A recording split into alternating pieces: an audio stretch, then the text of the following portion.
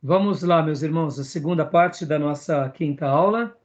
Então, agora na nossa segunda pauta, eu queria pegar tudo isso que a gente fez de discussão, que foi até útil mesmo, né, os vídeos e os contrapontos. E agora a pergunta que eu faço para vocês é: como aplicar pedagogia de Jesus ou as lições do mestre por excelência no mundo caído? A gente tem como pressuposto que as lições dele são elevadas, são lindas, são maravilhosas, mas e aplicar isso nesse mundo caído? Vamos lá, eu vou fazer 3 perguntas para vocês. Como ser sal e luz no mundo insípido, corrompido ou até mesmo podre, em estado de putrefação? Primeira pergunta. Segunda pergunta, como ensinar os padrões sagrados aos que não são amigos de Deus? Em outras palavras, são inimigos de Jesus. Você tem que lembrar que o próprio Jesus disse que o mundo o odiaria. Lembra de João 15? Se me perseguiram a mim, quanto mais a vós outros, porque se vocês falassem o que o mundo quer, eles valorizariam vocês, mas vocês não falam o que o mundo quer. Logo, o mundo os rejeita, mas continuem. Eita, Jesus põe a gente numa furada, né? Como passar a pedagogia do mestre para pessoas hostis ao ensino do mestre?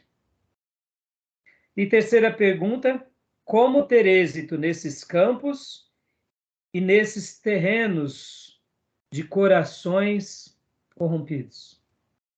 E aí, quem quer começar? Ô, pastor, Ah, a primeira pergunta do pastor foi sal e luz. sal e luz, né? Eu acredito que, assim, o principal problema, assim, dessa humanidade é um caráter corrompido, né? Por conta do pecado, né? E ser sal e luz, o contraponto, inevitavelmente, é ser diferente, né? Ser diferente. Em meio a uma geração corrompida, a gente mostrar ser diferente como regenerados por Cristo, né? Transformados por Deus. É ter um caráter transformado. Na minha opinião, eu acredito que ser sal e luz é a gente levar uma diferença em relação a essa corrupção humana, né? E como... Vamos ver, então, uma pergunta por vez, né? A gente vai fazendo a Ah, rotatividade melhor, tá. né? E aí, porque vocês concordam, irmãos, que assim, os ensinos do mestre, a gente está estudando eles, é magnífico. Para a gente aplicar na nossa vida já é difícil, sejamos honestos. Para a gente viver 100% tudo que o mestre ensina, podem ver que o apóstolo Paulo disse o quê? Miserável homem que sou, quem me livrará do corpo desta morte? O bem que eu quero fazer não faço, mas o mal está sempre diante de mim. Ou seja, para a gente aplicar a pedagogia de Jesus em nós já é difícil, no nosso lar já é difícil. E aí, como que a gente vai lançar essa pedagogia lá fora, né? Sendo sal e luz, né? Então, vamos lá. Parece simplória a resposta, mas eu não acredito que haja outro caminho, não. Eu acho que o exemplo, ele arrasta a multidão.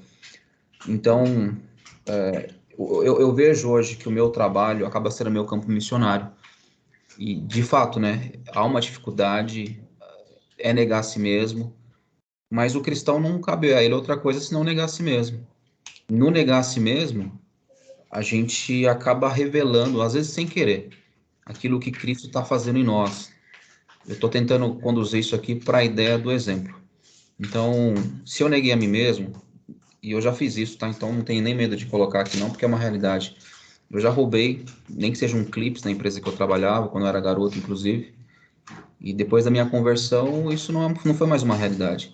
E essa referência serviu de exemplo. As pessoas, de fato, conseguem enxergar isso. Aí entra no que o Gil mencionou, né? As pessoas estão tão corrompidas, estão tão em trevas, estão tão na escuridão. Se você chega lá apenas com uma lanterninha, aquelas pequenininhas no meio da escuridão, você começa a brilhar. E aí vão perguntar a razão da tua fé. E nesse contexto da pergunta da razão da nossa fé, é onde que Cristo me parece ser melhor apresentado. O contraste que eu acho interessante é aquele de Jesus, né? Jesus religioso. Ele ensina como quem tem autoridade. Eles passaram a vida inteira ouvindo os religiosos, pelo amor de Deus, a vida inteira mesmo, assim. Aí chega Jesus, ele ensina como quem tem autoridade.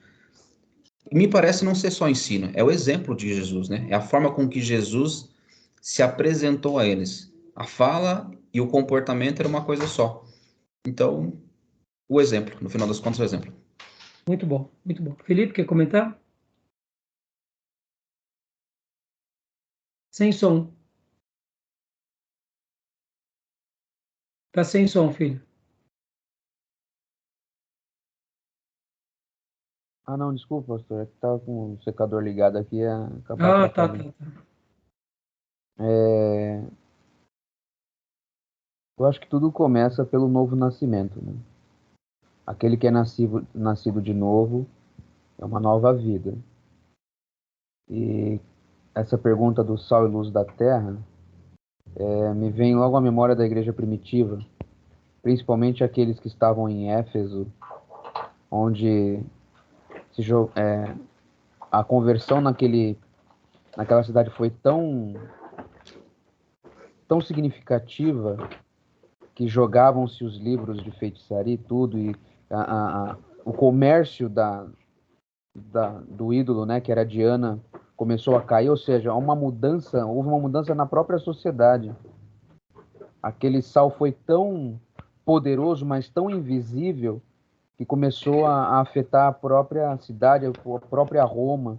Por isso houve tantas perseguições, porque ali haviam pessoas que entenderam a mensagem do evangelho, se converteram, como o Johnny falou, ou seja, tiveram um novo nascimento, e a partir do novo nascimento, a frutificar. Os frutos do Espírito só pode gerar o bom sabor e a boa luz do evangelho, né? Glória a Deus.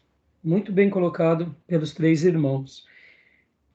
E agora, a segunda pergunta, ó, como ensinar os padrões sagrados aos que são inimigos de Jesus? E aí eu até pus aqui João 15, porque lá em João 15, um dos textos, né?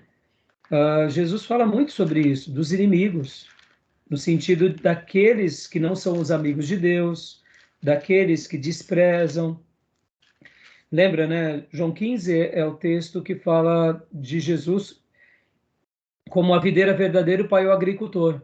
Todo ramo que não estando em mim e não der fruto, corta e é lançado fora. Depois, Jesus começa falando sobre, do versículo 18 em diante, o mundo odeia os discípulos. E aí começa a falar ali, esse restante de capítulo, mostrando como ser efetivo num mundo que odeia Jesus e odeia os filhos de Jesus. E aí? Pode começar, Gil. Somente através do próprio Deus, do Deus Espírito Santo. Eu acho que não há outra forma, né? De outra forma, é claro que mesmo sendo levado por Deus, por esse Espírito divino, a perseguição virá, não tem outro meio, né? Mas de outra forma não tem como avançar, né? Por meios humanos, como levar esse ensino à frente, como levar o evangelho àqueles que são inimigos de Deus. Somente através do próprio Deus, do Espírito de Deus. Mas e aí? Mesmo que você insista com a pedagogia de Jesus, com os ensinos de Jesus, ensinando a todos desse mestre por excelência, esses inimigos, eles vão parar de lutar? Eles vão se converter? Porque muitas vezes, o que eu quero dizer, por que eu estou fazendo essas perguntas, irmãos? Todos nós temos, eu diria, algumas visões um pouco utópicas que atrapalham a gente na caminhada cristã como ministro. A gente tem ao nosso redor pessoas que são resistentes ao evangelho e a gente vai lá e fala do evangelho. Demonstra pela vida. Aí as pessoas se quebrantam e nos respeitam. Mas será que todas as pessoas vão passar por esse processo? Não estou falando que elas vão se converter agora. Algumas até falam, nossa, o dia é diferente, o Felipe é diferente, o pastor Johnny é diferente, o pastor Raimundo é especial. Não, vamos respeitar porque eu não sou evangélico, mas ele é um homem de Deus. Tem esses que são resistentes, passam a respeitar. Mas tem aqueles que são resistentes, são inimigos e continuam sendo. E aí a gente se frustra. Porque a gente fala, Senhor, o que o Senhor não está fazendo? Está entendendo onde eu quero chegar? Senhor, mas eu estou jejuando. Senhor! E aí a gente começa a entrar em crise, porque enquanto a gente se mantém firme, e a gente vê frutos em algumas vidas, em outras vidas parece que a gente não vê fruto. Está entendendo onde eu quero chegar? E chega uma hora que a gente fica com a cabeça agitada, porque uns frutificam, outros não, e parece que a gente está falhando, porque fulano era resistente, agora já é um resistente que me respeita, Beltrano era resistente, agora ficou mais resistente, mais endemoniado. Está entendendo? E a gente muitas vezes quer mudar até o evangelho para agradar, porque vocês estão entendendo onde eu quero chegar, irmãos? Sim. E aí? Mas é onde entra a perseverança, né, pastor? A perseverança do quê? De ajustar? De não ajustar? Não, a perseverança, você continuar nos ensinos que Cristo ensinou, independente se você vai ouvir um sim ou vai ouvir um não, né? Vai ouvir aprovação ou desaprovação de alguns. É perseverança até o fim. Porque do contrário, pode falar. Sim. Não, sim, conclui. Do contrário? Do contrário, os nossos pais na fé teriam desistido e nós nem estaríamos aqui. Parabéns. Estou fazendo isso, irmãos, porque é normal a gente, quando é seminarista, a gente é obreiro, a gente quer fazer a obra de Deus, a gente olha o mundo de Deus com muita paixão e não calcula os riscos. Podem ver que as agências que enviam missionários, elas contam só as coisas boas, aí elas pontuam as coisas difíceis, mas elas acabam não preparando, não me entendam, tá, irmão? Não estou fazendo uma crítica aqui dizendo que as agências missionárias estão erradas. Elas fazem aquilo que Deus quiser, mas o que eu quero dizer é que a experiência que eu já tive com muitas pessoas que vão fazer trabalhos e treinamentos no campo missionário, ou em agências missionárias, eles ouvem tantas histórias lindas que foram pregar em países hostis, em tribos hostis, e que ganharam tanta gente, que eles também não mostram, por exemplo, estatisticamente, que de para cada 100 missionário que vai, 90 desiste. 10 mantém. Mostram as flores. E vocês entendem onde eu quero chegar? Fora os que morrem, né? Que ninguém fala também. Não, fora aqueles que se viram, fora aqueles que vão evangelizar muçulmano e viram muçulmanos. Isso não é destacado. Então, onde que eu quero falar? Nós, como filhos de Deus, a gente olha o reino de Deus de forma muito infantil ou muito romântica. Nós não olhamos o reino de Deus na perspectiva espiritual, racional e deixamos a emoção ali no cantinho. Por quê? O ministério, ele é árduo, irmãos. Ele é árduo. Vocês estão trabalhando aí na igreja, vocês vão ver como é árduo. É árduo porque a gente está lutando contra as trevas, é árduo porque a gente está lutando contra o mal, é árduo porque a gente está lutando contra a nossa natureza, nossas fraquezas, é árduo porque a gente está lutando contra pessoas que oscilam, nós oscilamos. Há quebras de amizades, há quebra de confiança, muitas vezes a gente não sabe nem equacionar direito isso. Há aqueles que perdoam com mais facilidade, há aqueles que não perdoam, ou seja, e muitas vezes a gente naufraga no ministério. Por isso que eu estou fazendo essas perguntas, como ensinar os padrões sagrados aos que são inimigos de Jesus. Deixa eu contar uma historinha rapidinho aqui. Teve uma irmã da nossa igreja que o filho dela se desviou.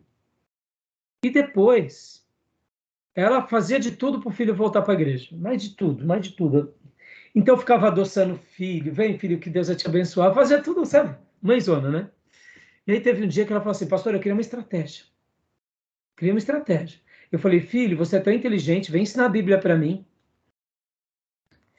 Aí o filho se sentiu envaidecido. Só que nessa altura do campeonato, o filho já estava em outras religiões, perigosíssima, irmão. Perigosíssima. Coisa feia mesmo, que desviou feio. Eu falei, você fez isso, irmão? Eu fiz, pastor, uma estratégia para ver se ele ensina a Bíblia para mim. Eu falei, filha, pelo amor de Deus, você está fazendo o caminho errado. Você concorda, irmãos? Você tem que chegar para o filho e falar, vamos estudar juntos, não ensina para a mãe. Você entendeu? Ela usou o coração de mãe, né? Claro, e ali com muita doçura e ternura, eu falei, não, meu irmão, você tem que ser verdadeira. Seu filho, ele agora está desviado, ele está, e assim, aqui abrindo o leque, ele estava até indo para caminhos de religiões, assim, muito antagônicas ao evangelho. O risco que ela corria é de ficar com a cabeça mais confusa. Está entendendo o que eu quero dizer, meu irmão? Não tem como negociar. A pessoa estava no evangelho e desviou. A palavra de Deus a ele é a mesma que Jesus disse ao jovem rico. É a mesma que o pai disse para aquele que era o filho pródigo. Não tem como a gente negociar. Nós não somos a palavra, nós pregamos a palavra. A gente tem que ser fiel na mensagem. Está entendendo? Parece simples, né? Mas os inimigos, né? Quer falar alguma coisa mais, Gil? Tranquilo? Johnny e Felipe, querem comentar alguma coisa, né? Como ensinar esses padrões sagrados aos inimigos de Deus? Eu lembrei, enquanto o senhor falava aí, o Gil comentava, de Jeremias. Alguém que pregou por tanto tempo e Deus já havia alertado ele que as pessoas não iam se converter, né? E aí, como é que a gente faz nesse caso? Continua, né? Porque Deus mandou continuar. Serve de juízo. No final das contas, era para juízo, né? Se a gente for analisar, se é para continuar pregando. Mas assim, eu lembrei agora aqui, na verdade, quando o senhor falava de João. Deixa eu até abrir um parênteses aqui, pastor Johnny. Eu falei sobre Jeremias domingo retrasado e falei assim, ele era juízo, mas esperança, porque o fruto dele viria 70 anos depois. Amém. Aí. Agora, eu até usei na minha mensagem semana passada, retrasada, o termo assim, é o profeta do terror. Por que o profeta do terror? Legal. Porque, olha só que interessante, ele era profeta a um povo corrompido, e detalhe, ele era de família sacerdotal. Não sei se vocês já notaram, pode ver que o pai dele é sacerdote. Ele era sacerdote. Mas no meio sacerdotal, Deus levanta ele como profeta.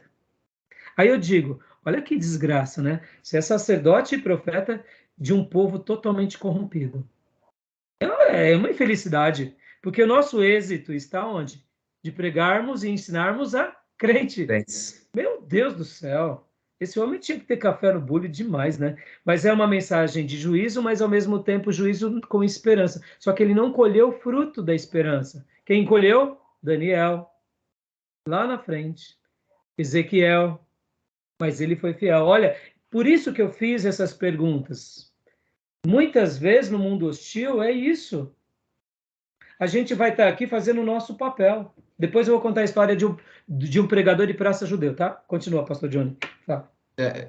Bom, na verdade me veio também aqui agora a respeito do Espírito, é ele quem vai convencer o homem do pecado, do juízo e da justiça. O nosso papel é perseverar, acredito de fato, como o Dio comentou, né? Orar. Mas aí me permita aqui, João 14, no verso 15 em diante, é sobre a promessa do Espírito Santo, né? Eu achei bacana porque aqui Jesus fala o seguinte, né? Se vocês me amam, vão obedecer os meus mandamentos. Então, quem ama, obedece. Eu pedirei ao Pai e ele dará a vocês um outro conselheiro para estar com vocês para sempre, o Espírito da Verdade. O mundo não pode recebê-lo. O mundo não tem condições de receber? Não, não tem. Mas vocês o conhecem, porque ele vai estar dentro de vocês. O mundo não conhece, mas nós conhecemos. Então, o mundo poderá conhecer a partir de nós mesmos, né? Então, me parece ser, inclusive, a resposta que eu tinha dado anteriormente, o exemplo. No final das contas, o exemplo vai ser, talvez, um arauto aí para gritar no ouvido desse povo. Agora, olha que loucura. A gente está passando as instruções do Mestre Supremo no mundo caído, no mundo inimigo, que não vai dar ouvido, mas é o nosso dever. Estão entendendo onde eu estou querendo chegar? É para mostrar o seguinte, meu irmão, seja bem-vindo ao time. É assim mesmo, entendeu? Porque sejamos honestos, irmãos, todo mundo quer pregar e ganhar pessoas. Todo mundo quer pregar, mas muitas vezes o fruto da nossa pregação vai sair daqui a 10 anos, 20 anos. E é assim. Então, se a gente tem esse lado romântico que eu vou fazer a obra e vai acontecer agora, a gente naufraga. Por quê? Porque é o tempo de Deus. Porque a gente tem um dever sagrado no mundo caído. E esse mundo caído, o próprio Senhor profetizou dizendo que não vai ouvir. Mas é para a gente continuar. Porque do meio desses caídos, os que forem sagrados vão dar ouvido. Quando? Não sei dizer. Jeremias demorou 70 anos. Que terror, né? Entendeu? Então é isso aí. E com isso a gente já responde a terceira pergunta, é como ter êxito nesses campos e nesses terrenos de corações corrompidos, né? Né, Felipe? Quer comentar mais alguma coisa, Felipe, sobre a segunda e a terceira? Quer comentar mais alguma coisa, pastor Johnny? Já terminou. Então, Felipe, manda ver aí na segunda e na terceira. Só complementar, né? Acho que senhor mesmo disse, irmão já disse, é não negociar a mensagem, né, que já foi dada. O senhor deu o manual está aqui, o manual está na nossa mão, siga ele à risca, é desse jeito mesmo, não altere nada. Se você compreendeu, nasceu de novo e você pratica como discípulo isso que eu ensinei, você, através do Espírito Santo, você vai ensinar isso às outras pessoas e viver de acordo com os meus, né, com os meus decretos. Com certeza o mundo vai olhar você com um olhar diferente, porque você se torna diferente desse mundo caído. O que tem acontecido, e é um grande problema nos dias atuais, é que a corrupção do mundo tem entrado dentro da igreja, e a igreja tem tentado dado um jeitinho na mensagem do evangelho para se adaptar ao mundo corrompido para tentar atrair o caído. Esse é um grande problema. Até o pastor Zé falava, a gente põe umas iscas gospel para tentar atrair. Não, vamos fazer uma balada gospel na igreja para atrair os jovens. Vamos fazer tudo errado. Ou a gente ensina que o ser humano está caído e ele é condenado pelo pecado que comete e através de Jesus ele é salvo e é só através de Jesus, ou não tem jeito. Não tem muito o que fazer, né? Não, há uma tentativa de se adaptar a esse mundo caído para tentar atrair alguns. Aí o pessoal usa aquele texto de Paulo de forma errônea, me fiz judeus para judeus, me fiz fracos para os fracos, já vão falar, me fiz prostituto pelas prostitutas. Não, né? É igual teve uns irmãos que foram na balada levar camisinha ungida. Pô, não dá, meu.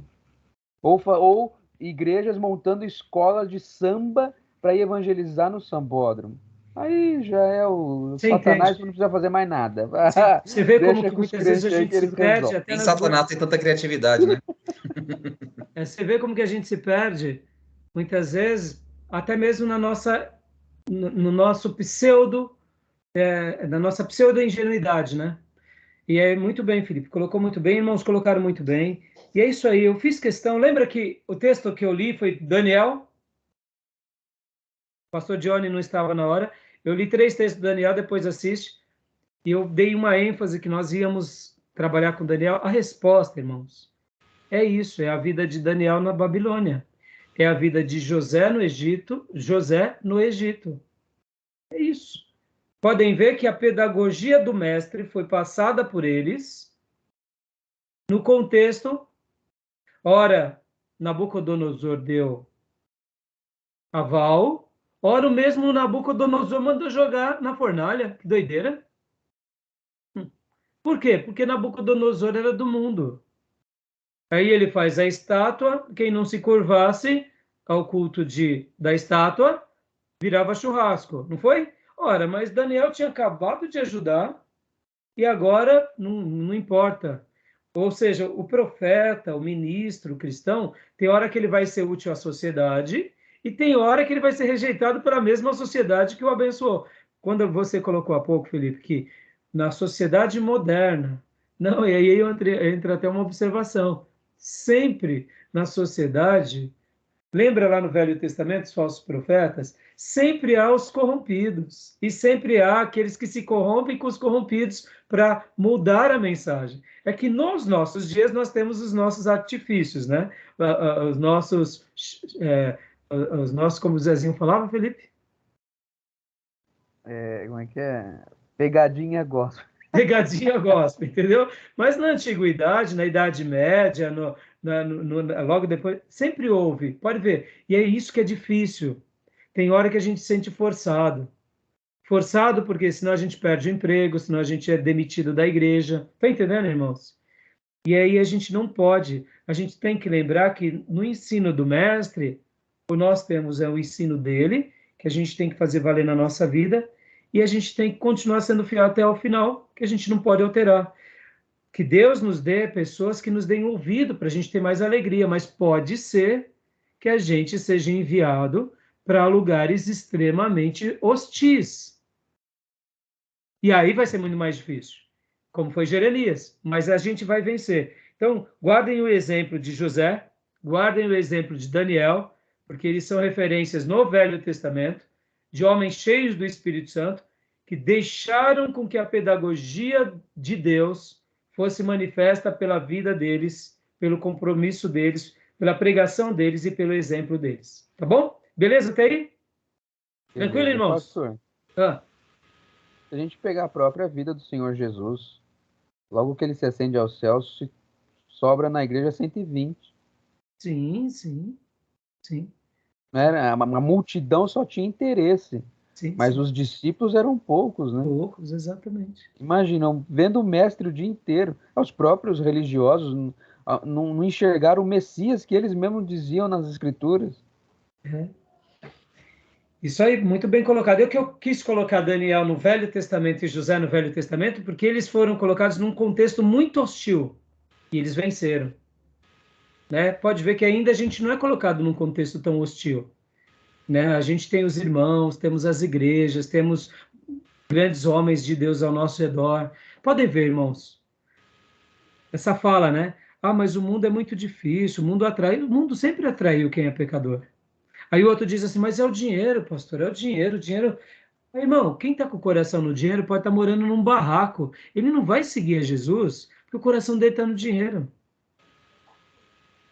O outro é o pecado. Quem está com o coração no pecado, não tem jeito. Ele pode estar ele pode ser ministro integral da igreja, mas se o coração dele está no pecado. Então, notem como é elevado a pedagogia do nosso mestre. Tá bom, meus irmãos? Beleza? Joia. Foi bom o debate, foi boa as colocações. Ah, agora a historinha do judeu, né? Falei que ia falar da história do judeu? Olha, ouçam essa história. Felipe, Estou ouvindo. tá ouvindo? Então tá bom. Eu vi. Ó, tinha um pregador de praça judeu que ele pregava na mesma praça ano após ano, ano após ano, ano após ano, e ninguém se convertia. Ele era um judeu. E um dia, uma pessoa que via ele pregando ali já há anos chegou para ele e falou assim: escuta, rapaz, eu trabalho aqui perto e eu já vejo você há tantos anos pregando na praça, ninguém se converte, por que você não para? Coerente, né? Coerente. Aí o judeu disse assim: sabe, fulano, eu prego sim para trazer as pessoas para Deus, mas eu prego principalmente para eu nunca deixar de seguir o caminho. Eu prego para mim mesmo, porque eu sei que esse mundo está corrompido e caído.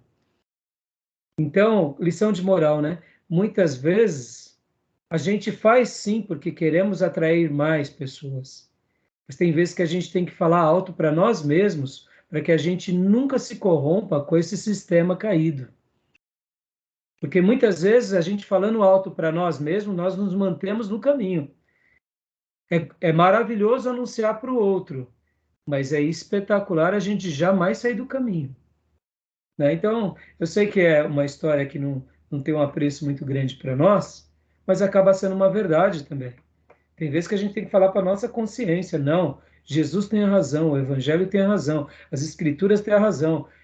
Pastor Sérgio Mascarenhas, quando ele fez uma aula inaugural na nossa igreja, no nosso seminário, ele disse assim, que quando as notas falsas estão em circulação, as notas verdadeiras são colocadas em xeque-mate. O que ele quis dizer? Quando se tem tanta nota falsa em circulação, quando você pega uma nota verdadeira, essa nota verdadeira é falsa. E é verdade, essa é uma realidade que a gente tem que saber lidar. Então vamos agora para a pedagogia do mestre, tá bom? Sejamos pregadores para nós, para os nossos, que a gente jamais saia do caminho, tá bom? Beleza, meus irmãos? Fazia, né, pastor? Oi? É o que o salmista fazia. Por que estás abatido, ó minha alma? Ele conversava com ele mesmo o tempo todo. Exatamente. E tem hora que a gente tem, irmãos, eu não estou falando isso, não é o discurso de igreja pequena, de discurso de qualidade para quantidade, não é isso. É o discurso da convicção. Que Deus nos dê grandes igrejas, poderosas igrejas mais bíblicas, cristocêntricas, escriturísticas, de homens lavados e remidos no sangue do Cordeiro, que amam Jesus, que amam o próximo e que pregam o evangelho puro. Se for pequena igreja, não tem problema. Se for grande igreja, melhor. Sejamos honestos. Quem é que não quer isso? O que eu quero. É o que eu estou trabalhando, estou ensinando discípulos, formando pessoas para quê? Porque é o que eu quero. Agora, qual é o tamanho daquilo que Deus vai nos permitir ter? Sejamos honestos, irmãos. Você quer o ministério de Jeremias ou quer o ministério de Davi? Você quer o ministério de Paulo pregando às nações ou quer o ministério de João Batista sendo decapitado? Todo mundo escolhe o que é melhor, o que é mais vistoso. Mas tem vezes que Deus nos separa para algumas coisas que nem a gente entende direito. Mas na eternidade a gente vai entender. E é isso que a gente tem que se concentrar. E eu não estou fazendo aqui o discurso da igrejinha, irmãos. Guardem isso. Nosso país, a gente tem grandes igrejas.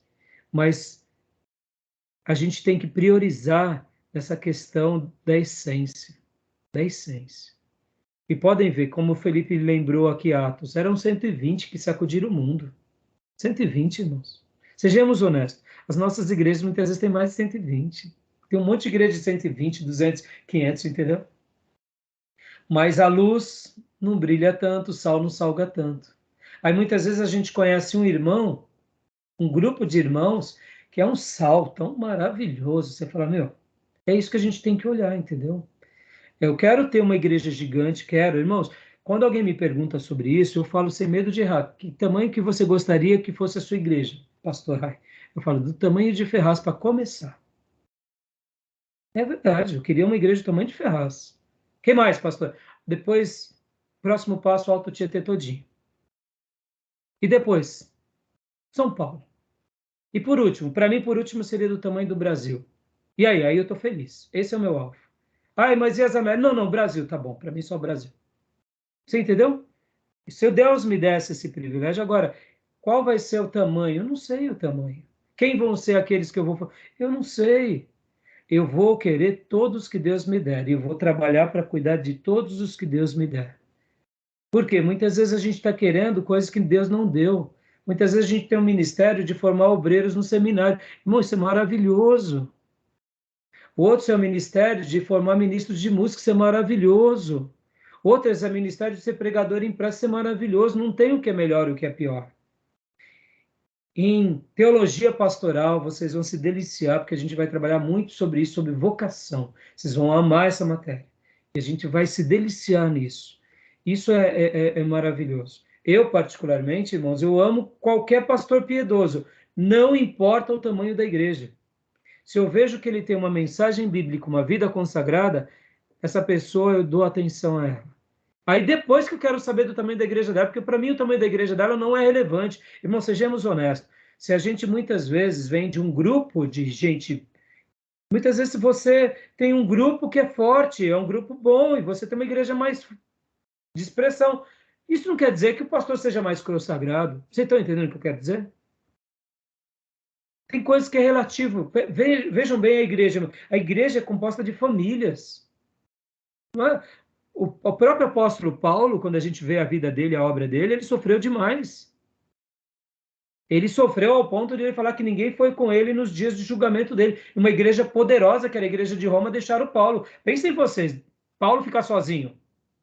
Sejamos honestos, meus irmãos. Paulo foi um grande homem de Deus, mas muitas vezes solitário. A igreja dele estava lá em Antioquia da Síria. E quem estava com ele? Era um aqui, outro acolá, e o resto abandonava Paulo. É que Paulo era essa pessoa obstinada, essa pessoa sincera, essa pessoa entregue, que Deus honrou o fruto da vida dele. Mas o ministério de Paulo foi de sacrifício do começo ao fim. Quando a gente fala assim, vou acompanhar Paulo, eu falo, olha, cuidado. O evangelista João Marcos não aguentou. Não aguentou. Pode ver que Paulo tem uma confusão com ele, por causa que ele voltou para trás. Estão entendendo? Olha a dimensão. Quando a gente olha para a história, eu queria estar do lado de Paulo. Eu pergunto, será que a gente ia aguentar do lado de Paulo? Paulo era alto nível, e assim, muitos não acompanhavam, muitos... Podem ver, ele cria uma igreja poderosa em Corinto, e a própria igreja que ele cria desconsidera ele. Oh, que inferno isso, irmãos. Pensem vocês nisso. Você cria uma igreja, forma pessoas, deixa lá, e quando você vai ver, tá todo mundo falando de você, e cria cheio de rixa, e você já é mal visto. Aí você vai para a igreja lá fazer a obra, e você tem que vender tenda para se sustentar, porque tem uma igreja rica, poderosa, que te vê agora como um picareta. Ô, meus irmãos, fala sério. Que igreja louca é essa? É a igreja de Corinto. Qualquer semelhança aos corintianos, né? Tá bom? Brincadeira. Né? Mas que doideira é essa? Paulo sofreu com aquela igreja, era grande e poderosa, não era para ser assim? Não era. Estão entendendo o que eu quero dizer? Então a vida da gente, a gente não sabe o que Deus separou para a gente. O que a gente tem que saber é que a gente segue um padrão, e esse padrão é o do mestre, e vamos ensinar para nós mesmos, para os nossos. Quantas são as vezes na nossa família, irmãos, que pessoas são hostis ao evangelho, se tornaram hostis? Vocês aqui têm experiências na família, é ou não é? Podem ver. Isso é difícil. E aí, o que a gente faz? Adoça o evangelho, muda o evangelho? Não, a gente continua na mesma. Então, vamos lá para o livro nosso, página de número 7, irmãos. A idoneidade de Jesus, a gente parou na encarnação da verdade. Lembra disso? Lembram? Abriram a apostila de vocês? Pastor, dá licença um minutinho, deixa eu pegar o celular ali que tá no celular. Tá. Qual que é o capítulo 7, pastor? Não, capítulo 1. A idoneidade de Jesus, a gente parou no segundo parágrafo. Eu vou publicar aqui para vocês. Tá, tem a primeira parte, encarnação da verdade. Isso. Eu vou passar aqui para vocês, eu vou compartilhar agora. Tá, eu já mandei o vídeo do debate sobre a missão integral no grupo, tá? Beleza. Acabei de ver aqui. E mandei uma outra pregação do Jonas Madureira que o Augusto Nicodemos postou hoje no Telegram. Nossa, que mensagem poderosa, viu? Depois vale a pena assistir. Manda também ela para o grupo, Felipe. Tá lá, mandei também. Joia. Então, nós começamos a falar sobre a idoneidade de Jesus para ensinar. Lembram disso? Nós tratamos de várias coisas e falamos aqui que ele era o mestre, um mestre vindo da parte de Deus e diferente. Ele tinha um ângulo divino e tinha um corpo humano, ou seja, ele era diferente, mas ao mesmo tempo verdadeiro. Estão lembrados aqui? Tranquilo até aí? Sim. Tá bom, maravilha. E aí a gente foi para a encarnação da verdade. Aí destacamos até essa frase aqui. Aquilo que você troveja é tão alto que não posso ouvir o que você diz, né? Ou seja, o debate anterior que nós fizemos, de sal e luz, ensinar dos padrões sagrados no mundo que odeia o evangelho, irmãos, guardem isso, não tem como. As pessoas, elas vão ver beleza em Jesus, porque não tem como não ver beleza em Jesus. Mas elas não vão seguir Jesus, porque Jesus vai pedir coisas que elas não querem dar, é normal isso. Isso vai ser assim o tempo todo. E tem aqueles que ficam tão indignados com o que Jesus pede, que se levantam contra Jesus e contra os mensageiros de Jesus. Então não tem o que a gente possa mudar. Né? E aí a gente parou aqui nesse parágrafo, nós terminamos aqui. A verdade encarnada é a última verdade, é a única verdade espiritual que consegue apelar de modo efetivo. Por isso, cada professor deve sentir bem no fundo do seu coração que a sua pessoa é a lição que mais apela ao coração do aluno. Isso, de fato, é assim, porque a verdade mais se apanha do que se ensina. Apanha aqui no sentido de pegar, né? Mais se pega do que se ensina. Podem ver, né? Que é o ensino pelo exemplo. A influência inconsciente é mais poderosa do que a consciente. E aqui é a vida pelo exemplo, modelo positivo. E aí onde entra esse desafio da nossa vida, né? Que a gente precisa corriqueiramente estar sendo afirmado, sendo corrigido, sendo orientado, porque muitas vezes todos nós estamos num processo de crescimento constante. Isso faz parte da nossa vida, né? As palavras do professor só chegam até onde as projeta a força propulsora de uma vida piedosa. Olha que frase magnífica.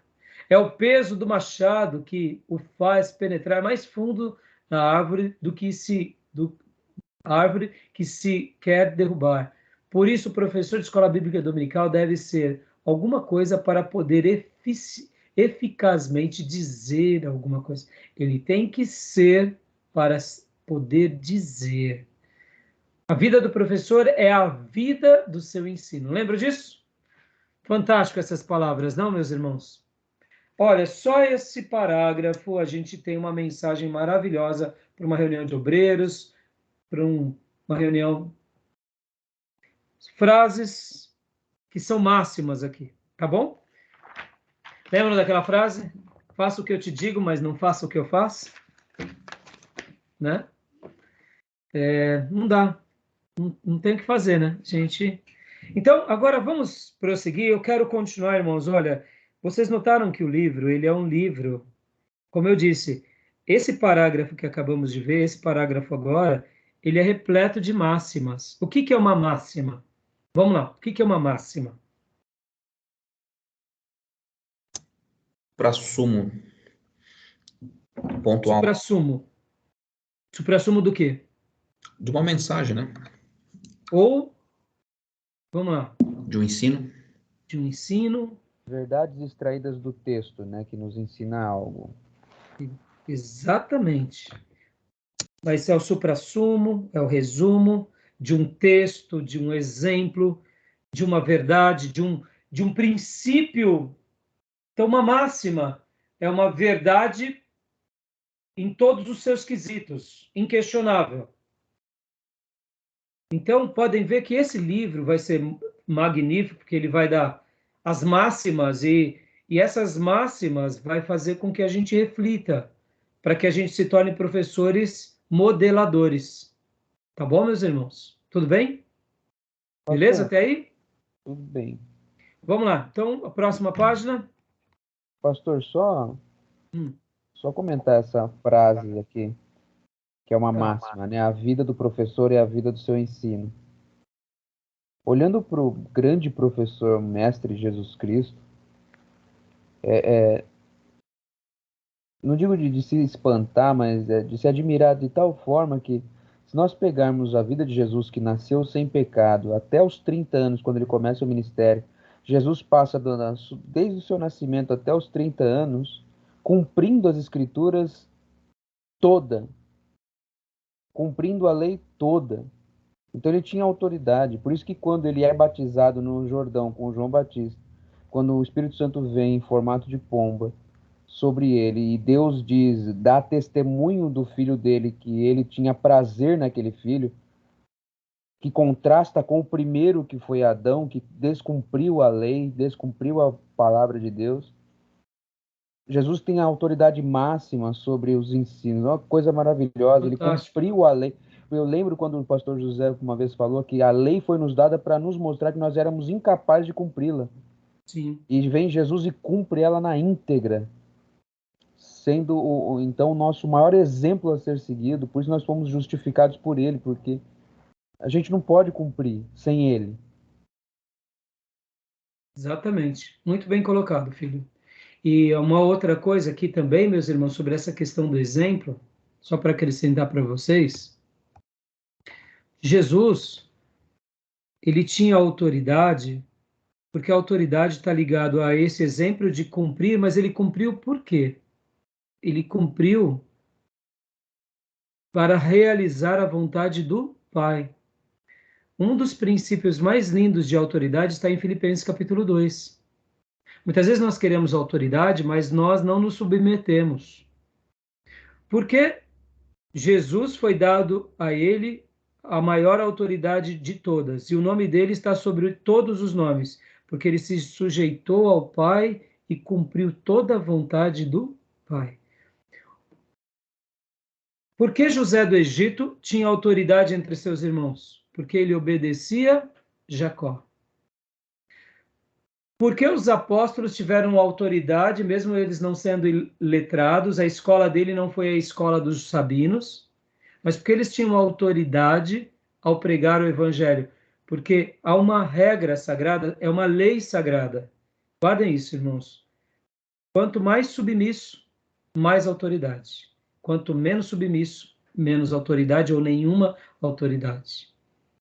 Podem ver, um filho que é obediente ao pai, ele tem autoridade sobre os irmãos, ele vai ser um pai por excelência. Uma mulher que tem submissão ao marido, ela vai ter autoridade, ela vai ser um exemplo. Aí você fala, e o marido? O marido ele vai estar numa igreja, ele precisa ser liderado por alguém. Pode ver, todos nós temos pessoas que estão sobre nós. Não tem como você viver sem ninguém sobre nós. A gente sempre vai ter pessoas sobre nós. E aí onde entra, pode ver que as pessoas que dão mais o exemplo não são aquelas que ensinam melhor, são aquelas que se submetem mais. Por que o reinado de Saul, de Davi, foi um reinado singular? Por quê? Porque ele soube lidar com Saul, e mesmo Saul sendo um tirano, lembra o perfil dos 3 reis? Lembra do livro, o perfil dos 3 reis? Eu indiquei já para vocês, que é o rei Saul, rei Davi e o rei Absalão. Saul foi um rei que se corrompeu, Davi poderia ter se corrompido e não se corrompeu. Por que Davi se tornou um rei exemplar? Porque ele não se corrompe quando ele era auxiliar de Saul, e quando ele era rei, ele não comete nenhuma atrocidade contra o seu filho Absalão. Ou seja, notem, a gente tem possibilidades de continuar crescendo em autoridade. Quer conhecer o pastor Carlos Alberto de Quadros Bezerras? Ele, na comunidade, eu tenho eles como uma grande referência da minha vida, irmãos. Como que o pastor Carlos Alberto conhece um obreiro? Ele conhece um obreiro testando o obreiro.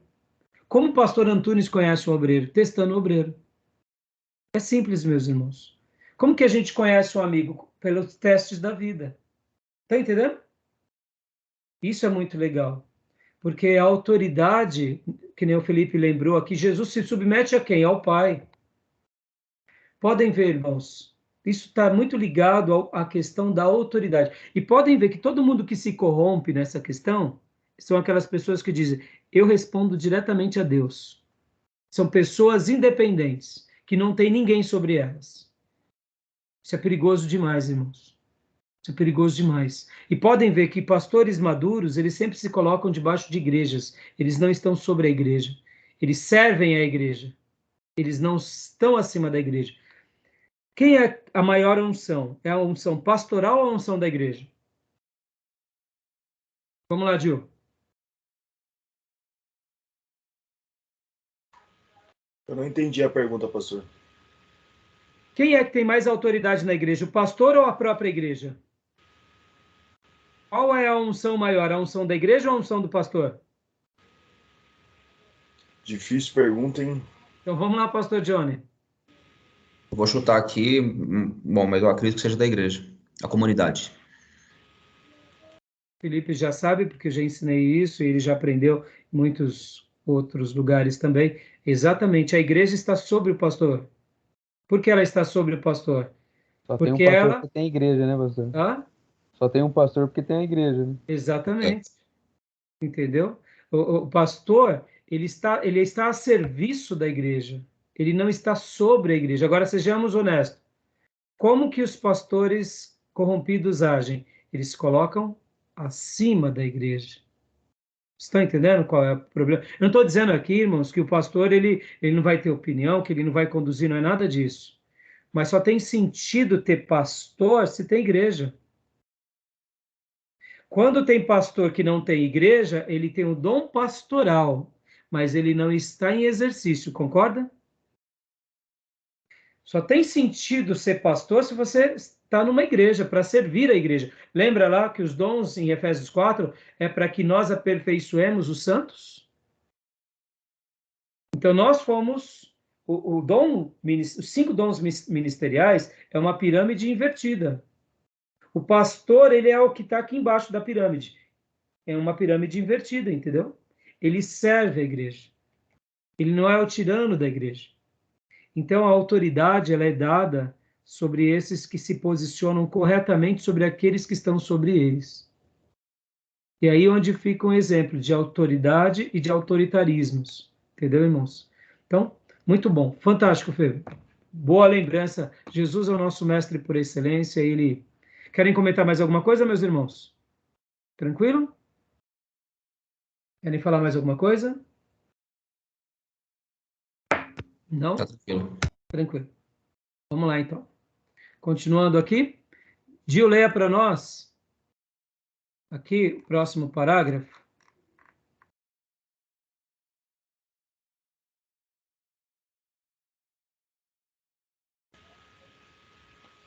Jesus foi a encarnação? Pode não. Foi aquilo que eles, pode começar aqui.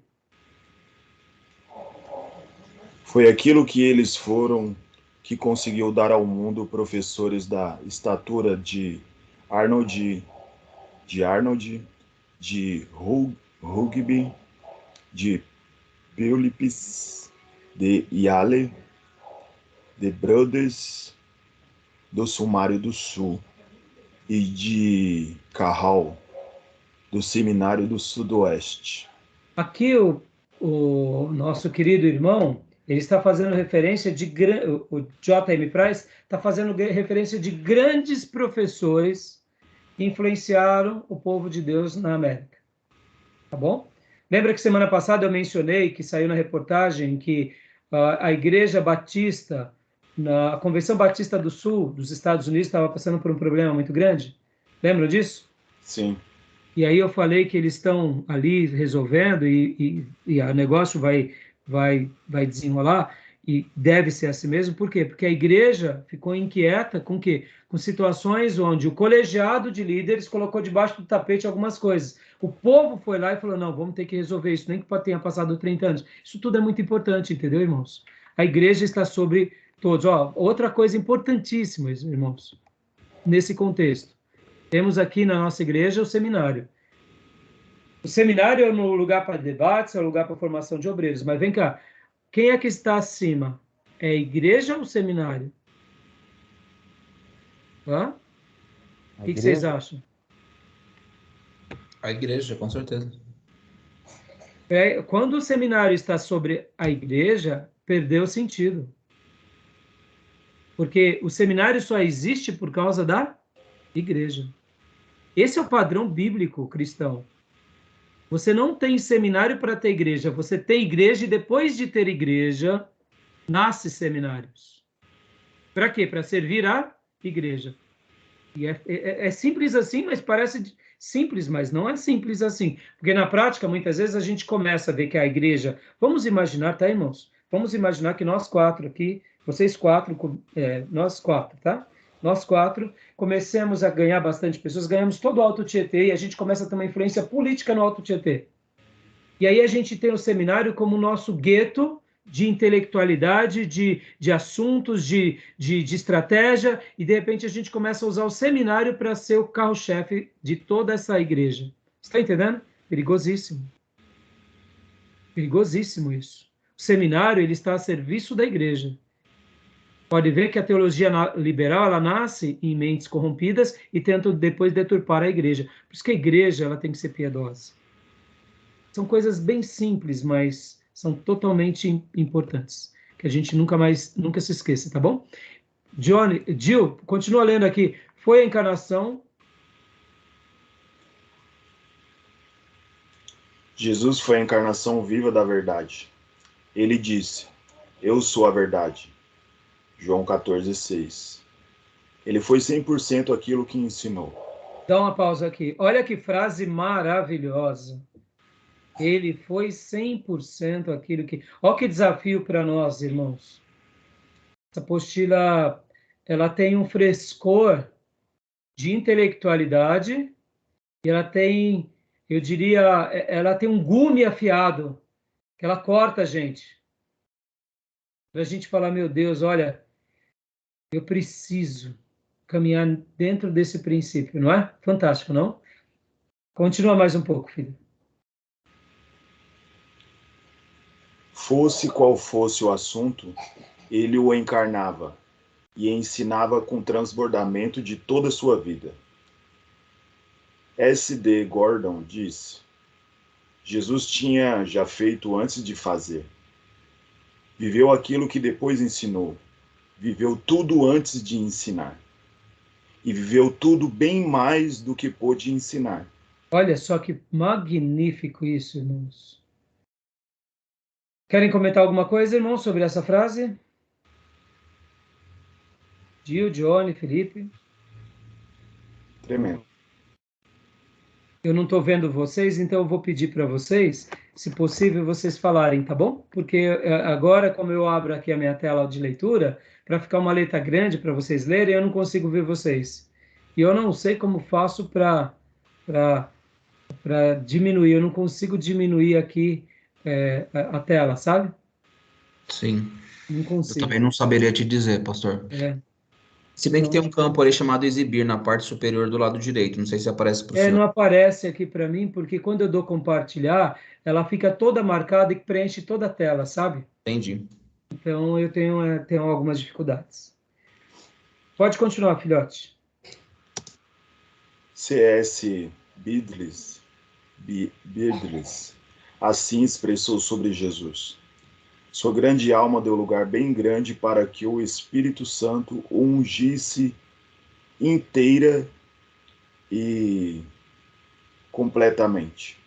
Olhando para os olhos dele, você vê a luz em sua inteireza. Ele tinha ilimitadas reservas de verdade, de majestade, de beneficência, de entusiasmo, de paciência, de persistência, de longanimidade. Ele mostrou aos que dependiam de outros como deviam confiar, aos servos como servir, aos governadores como dirigir, aos vizinhos como serem amigos, ao necessitado como orar, ao sofredor como suportar, e a todos os homens como morrer. Ele é um ensino modelar para todas as épocas. Meu Deus do Glória a céu. Deus. Meu Tremendo. Deus do céu. Oh, meu Deus. A gente sabe de tudo isso, mas que Spurgeon dizia assim que os puritanos, eles conseguiam em uma frase dizer muito mais do que eles nos dias deles, com muitos livros. Eu amo Spurgeon. Quando eu leio Spurgeon, eu me encanto já com as frases de Spurgeon. E os puritanos tinham essa capacidade, Baxter e tantos outros, o próprio Bunyan. Mas olha, sejamos honestos. Que parágrafo extraordinário. Magnífico. Magnífico. Aqui a gente é cortado a pensar, a refletir, a prescrutar. Irmãos, é simplesmente. É porque todos nós temos algumas áreas da nossa vida que a gente tem mais dificuldade, outras a gente tem mais facilidade. Mas quando a gente começa a fazer essa comparação, a gente se sente desafiado em melhorar. E quando a gente se lembra de Jesus, fica tudo muito bonito, tal, mas a gente não consegue muitas vezes extrair de uma forma clara na aprovação do nosso dia como fazer. Tem um livro clássico que é uma ficção, que o título é E em Meus Passos, o que faria Jesus? Vocês já leram essa obra? Já há muito tempo atrás, mas eu li sim. Tenho poucas memórias aqui, mas bem legal. Gil, você já leu, não? Não li ainda, mas Recomendo, tenho que ler. recomendo. Eu acho que eu tenho em PDF, eu mando no grupo se eu encontrar aqui. Então, Felipe, você já leu, né, filho, esse livro? Eu creio que sim, porque teve uma época na nossa igreja que nós até eu incentivei bastante. Esse livro é uma ficção, mas ele faz a gente refletir e ser desafiado, porque é como se Jesus entrasse na nossa igreja hoje e ele fosse consertando as áreas. Então, olha essa frase, é isso. É Jesus consertando a nossa vida, consertando a nossa maneira de enxergar a igreja, de enxergar o ministério. É simplesmente fantástico. Lembra do livro e em Seus Passos que faria Jesus, Felipe? Lembro, muito impactante esse livro aí. Acho que foi o primeiro livro que eu li. Então, esse livro, a maneira em que o autor descreve, ele não diz que é uma ficção, a gente sabe que é uma ficção, mas ele é tão pujante que parece que é uma história real. Por quê? Porque é a maneira que ele tenta passar como Cristo faria numa comunidade. Então é magnífico. Fica aí uma boa leitura para as férias, tá bom? Beleza, meus irmãos? Querem comentar mais alguma coisa desse parágrafo? Ou podemos prosseguir? Essa frase, a todos os homens como morrer, é intenso demais, hein? Meu Magnífico. Deus. Magnífico. Maravilha, então. Vou prosseguir aqui. Vou parar a gravação, que já está dando 1 hora. Vamos para o nosso último bloco.